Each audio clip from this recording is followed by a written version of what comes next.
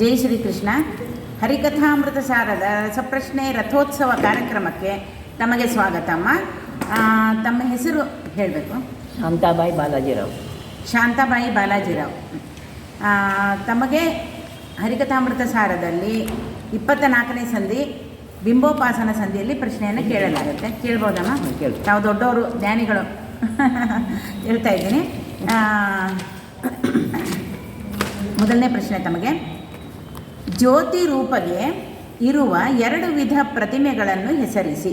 ಜ್ಯೋತಿ ರೂಪಗೆ ಇರುವ 2 ವಿಧ ಪ್ರತಿಮೆಗಳನ್ನು ಹೆಸರಿಸಿ. ಜ್ಯೋತಿ ರೂಪಗೆ ಇರುವ 2 ವಿಧ ಪ್ರತಿಮೆಗಳು ಸಾಂಕೇತಿಕ ರೂಪ, ಆರೋಪಿತ ರೂಪ. ಸಾಂಕೇತಿಕ ಮತ್ತು ಆರೋಪಿತ ರೂಪ. ಇನ್ನೊಂದ್ಸಲಿ ಹೇಳ್ಬಿಡಿ ಉತ್ತರ. ಜ್ಯೋತಿ ರೂಪಗೆ ಇರುವ 2 ರೂಪಗಳು ಸಾಂಕೇತಿಕ ರೂಪ ಮತ್ತು ಆರೋಪಿತ ರೂಪ. ಸರಿಯಾದ ಉತ್ತರ. ಸಾಂಕೇತಿಕ ಮತ್ತು ಆರೋಪಿತ ಸರಿಯಾಗಿದೆ. ಇನ್ನು ಮುಂದಿನ ಪ್ರಶ್ನೆಯನ್ನು ಹೋಗ್ತಾ ಇದ್ದೀವಿ ಮುಂದಕ್ಕೆ. ಯಾವುದಕ್ಕೆ ಪರಮಾತ್ಮನು ದೀಪದಂತೆ ಇದ್ದಾನೆ? ಯಾವುದಕ್ಕೆ ಪರಮಾತ್ಮನು ದೀಪದಂತೆ ಇದ್ದಾನೆ? ಭವಾಂಧಕಾರಕ್ಕೆ, ಅಂದರೆ ಸಂಸಾರ, ಅದಕ್ಕೆ ಸಾಗರಕ್ಕೆ ದೀಪದಂತೆ ಇದ್ದಾನೆ. ಅದಕ್ಕೆ ಭವಾಂಧಕಾರ ಸರಿಯಾದ ಉತ್ತರ. ಈ ಭವಸಾಗರಕ್ಕೆ ಅಂಧಕಾರ ಅಂತ ಯಾಕೆ ಹೇಳಿದ್ರು? ಸಂಸಾರದಲ್ಲೇ ಮುಳುಗಿರ್ತೀವಿ ನಾವು. ಬೇರೆ ದೇವರು ಅದು ಏನು ಹೋಗೋದಿಲ್ಲ. ಈ ಸಂಸಾರದಲ್ಲಿ ಮುಳುಗಿ ಇದರೊಳಗೆ ಅಂಧರಾಗ್ಬಿಟ್ಟಿರ್ತೀವಿ. ಅದರಿಂದ ನಮಗೆ ದಾರಿ ದೀಪ ತೋರಿಸ್ತಾನೆ. ಸರಿಯಾಗಿ. ಅದು ಅಲ್ಲದೆ ಏನಂದ್ರೆ ಹೇಳ್ತಾರಲ್ಲ, ಕುರುಡು ನಾಯಿ ಸಂತೆಗೆ ಬಂತಂತೆ. ಯಾತಕ್ಕೆ ಬಂತೋ?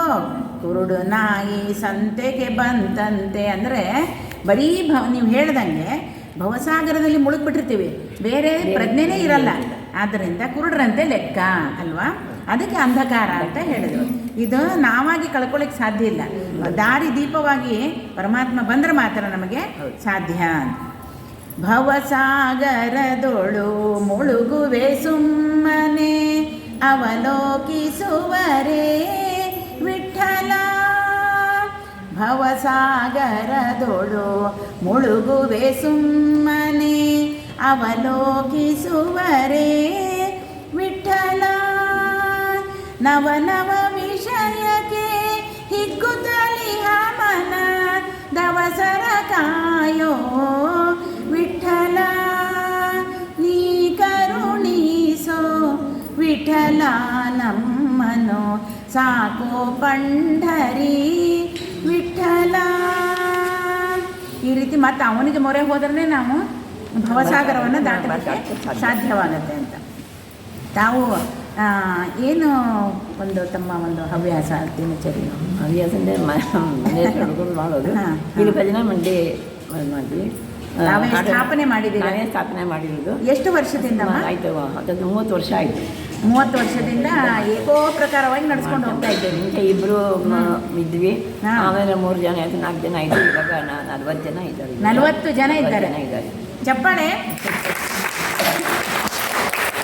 ಅಂದರೆ ನೀವು ಹಾಕಿದಂಥ ಈ ಒಂದು ಬುನಾದಿ ಅದರಲ್ಲಿ ಇಷ್ಟು ಜನ ಇದ್ದಾರೆ. ಬಂದು ಹೇಳಿಸ್ಕೊತಾರೆ, ಪಾರ್ಟಿಸಿಪೇಟೇ ಇದ್ದಾರೆ ಅಲ್ವಾ? ಹಾಂ, ಅದೇ ತಿರುಪತಿ ಮೆಟ್ರೋತ್ಸವಕ್ಕೆ ಹೋಗ್ತಾ ಇದ್ವಿ ಪ್ರತಿ ವರ್ಷನೂ. ಅದು ತುಂಬ ಸರ್ತಿ ಹೋಗಿದ್ವಿ, 8 ಸರ್ತಿ ಮೆಟ್ರೋತ್ಸವ ಮತ್ತೆ ಅಲ್ವಾ? ಅಷ್ಟು ವರ್ಷದಿಂದ ಮತ್ತೆ ಮಾಡ್ತಾ ಇದ್ದೀರಾ, ಇದ್ದೇ ಇರುತ್ತೆ. ಅವಾಗ ತುಂಬ ಚೆನ್ನಾಗಿ ನಡೀತಾ ಇತ್ತು. ಹೌದು, ನಮ್ಮ ಚೆನ್ನಾಗಿತ್ತು. ತಂದೆ ತಾಯಿನೂ ತುಂಬ ಇದು ಪೂಜೆ ಪುನಸ್ಕಾರ ಎಲ್ಲ ಮಾಡ್ಕೊಂಡು ಮತ್ತೆ ಮನೆ ಒಳಗೂ ಅದೇ ಒಂದು ಸಂಸ್ಕಾರ ಬಂದ್ಬಿಟ್ಟು ಮಕ್ಕಳು ಹಾಗೆ ಇದ್ದಾರೆ. ಹಾಂ, ಮುಂದಿನ ಪ್ರಶ್ನೆ ಬರೋಣಮ್ಮ. ನಿಮಗೆ 3ನೇ ಪ್ರಶ್ನೆ. ಆತ್ಮರೂಪವನ್ನು ಯಾವ ಈಷಣದಲ್ಲಿ ಆತ್ಮರೂಪವನ್ನು ಯಾವ ಈಷಣದಲ್ಲಿ ಚಿಂತಿಸಬೇಕು? ಆತ್ಮರೂಪವನ್ನು ದಾರೇಶನ ರೂಪದಲ್ಲಿ ಚಿಂತಿಸಬೇಕು. ದಾರೇಶನ ಸರಿಯಾದ ಉತ್ತರ. ಆತ್ಮರೂಪವನ್ನು ದಾರೇಶನದಲ್ಲಿ ಚಿಂತಿಸಬೇಕು. ಸರಿಯಾಗಿದೆ. ಇನ್ನು ಕೊನೆಯ ಪ್ರಶ್ನೆ ಹೋಗೋಣ. ಸೊನ್ನೊಡಲ ಮೊದಲಾದವರಲ್ಲಿ ಅನ್ನಾದನಂದು ಯಾರು ಕರೆಯಲ್ಪಡುತ್ತಾರೆ? ಅನ್ನಾದನೆಂದು ಯಾರು ಕರೆಯಲ್ಪಡುತ್ತಾರೆ? ತೈಜಸ್ಸನು. ತೈಜಸ್ಸನು ಸರಿಯಾದ ಉತ್ತರ. ನೀವು ಹರಿಕಥಾಂಸಾರ ಅಧ್ಯಯನ ಮಾಡ್ತಾ ಇರ್ತೀರಿ. ಅಧ್ಯಯನ ಮಾಡ್ತೀವಿ. ಆಮೇಲೆ 2 ಸರ್ತಿ ಬುಕ್ಕಲ್ಲಿ ಬರ್ತಿದ್ವಿ. ಆಮೇಲೆ ರಂಗವಾಗಿ ಹೋಗೋದು ದೇವ್ರ ಮಂದಿ 2 ಸರ್ತಿ ಹರಿಕಥಾಂಸಾರ ಪೂರ್ತಿ ಬರ್ದಿದ್ದೀವಿ. ದಿನ ಅಂದರೆ ಶ್ಲೋಕನ ರಂಗೋಲಿ ಒಳಗೆ ದೇವ್ರ ಮುಂದೆ ಒಳ್ಳೆಯ ಸಾಧನೆ ಮಾಡಿ ತಾವು ಒಂದು ಇವಾಗಲೂ ಬಿಟ್ಟಿಲ್ಲ ಅದನ್ನು ಮಾಡ್ತಾ ಇದ್ದೀನಿ. ಮುಂದುವರಿಸ್ತಾ ಇದ್ದೀವಿ. ತಾವು ಬಂದು ಈ ಒಂದು ರಸಪ್ರಶ್ನೆ ಕಾರ್ಯಕ್ರಮದಲ್ಲಿ ಪಾಲ್ಗೊಂಡಿದ್ದಕ್ಕೆ ಮತ್ತು ತಮ್ಮ ಎಲ್ಲ ಸಂಘದ ಎಲ್ಲ ಸದಸ್ಯರನ್ನು ಇದರಲ್ಲಿ ನೀವು ಒಳಗೊಡುವಂತೆ ಮಾಡಿದ್ದೀರಿ. ಅದು ಕೂಡ ತಮಗೆ ಧನ್ಯವಾದಗಳಮ್ಮ. ಎಲ್ಲ ನಮ್ಮ ಪನಿತು ಬೇಳುವೆ ಪರಮ ಭಗವದ್ಭಕ್ತರಿದನಾದರದಿ ಕೇಳುವುದು ಶ್ರೀಧರ ದುರ್ಗಾ ಮನೋರಮ ವೇದ ಮುಖ ಸುಮನ ಸಗಣ ಸಮ ರಾಧಿತ ಪದಂಭೋಜ ಜಗದಂತರ್ಬಹಿರ್ವ್ಯಾಪ್ತ ಗೋಧರ ಪಣಿವರಾತ ಪತ್ರ ನಿಷೇಧ ದೂರ ವಿಚಿತ್ರ ಕರ್ಮ ಸುಬೋಧ ಸುಖಮಯ ಗಾತ್ರ ಪರಮ ಪವಿತ್ರ ಸುಚರಿತ್ರ ನಿತ್ಯ ನಿರ್ಮಲ ನಿಗಮ ವೇದ್ಯೋತ್ಪತ್ತಿ ಸ್ಥಿತಿ ಲಯ ದೋಷ ವರ್ಜಿತ ಸ್ತುತ್ಯ ಪೂಜ್ಯ ಪ್ರಸಿದ್ಧ ಮುಕ್ತ ಮುಕ್ತ ಗಣ ಸೇವ್ಯ ಸತ್ಯ ಕಾಮ ಶರಣ್ಯ ಶಾಶ್ವತ ಭೃತ್ಯ ವತ್ಸಲ ಭಯ ನಿವಾರಣ ಅತ್ಯಧಿಕ ಸಂಪ್ರಿಯತಮ ಜಗನ್ನಾಥ ಮಾಂ ಪಾಹಿ ಪರಮ ಪುರುಷನ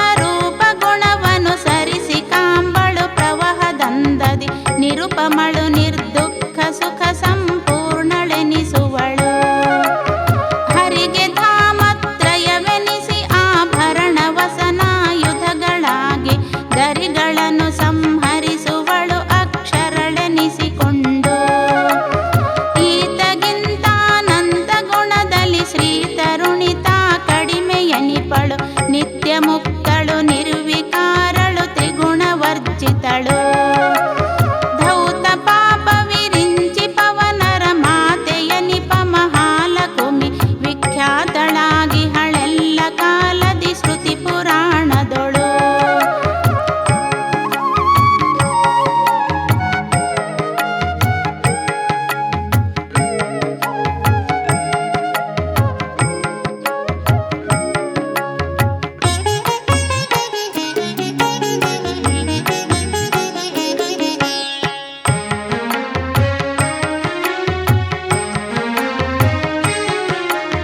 ಕಮಲ ಸಂಭವ ಪವನರೀರ್ವರು ಸಮರು ಸಮವರ್ತಿಗಳು ರುದ್ರ ದ್ಯಮರಗಳ